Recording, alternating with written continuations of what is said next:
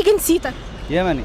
طيب لو خيروك تتجوز واحده غير جنسيتك، غير واحده يمنيه، هتختارها من فين؟ السعودية. اشمعنى السعوديه؟ عشت حياتي كلها في السعودية. عشان عشت حياتك؟ لا ما انت قاعد في لا مصر. لا غير كذا، غير كذا نحن اليمنيين والسعوديين نتشابه في العادات والتقاليد والاطباع وكل حاجة. طب قول لي كده عاده واحده كده متشابهين في بعض. الستر، التغطية، النشمة، الحشامة، كله.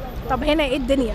هنا الدنيا تمام، في ناس متسترة وفي ناس على حسب العائلة يعني في النهاية. ماشي. طب يعني انتوا عندكم عادات وتقاليد زي اليمن زي السعوديه، اختارها السعوديه. اكيد. طب وتعيش في السعوديه ولا تعيش في اليمن؟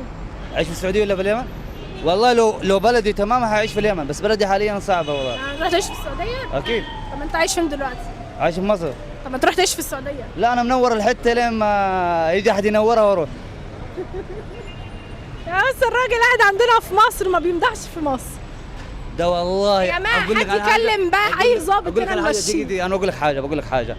انا طب بص اقول لك على حاجه، لا استنى قبل ما تقول اي حاجه، خلي بالك الفيديو هينتشر. اوكي ما فخلي بالك. اتفضل.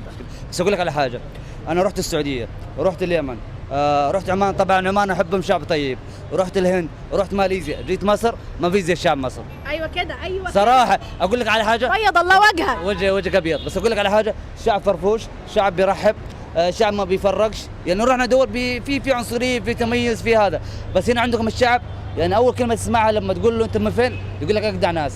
دي حاجة يعني خلاص تبسط الواحد، فاهمة؟ أيوة احنا مصر عمرها ما بتتنمر على حد، عمرها ما بتقلل من حد. اقول لك على حاجة، احنا بنحب كل الدول. اقول لك على حاجة، صار لي 8 شهور هنا ومرتاح كأنه وسط اهلي.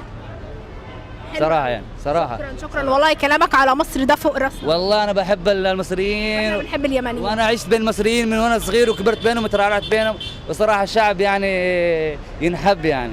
شكرا، ربنا يحفظك، بيض الله وجهك.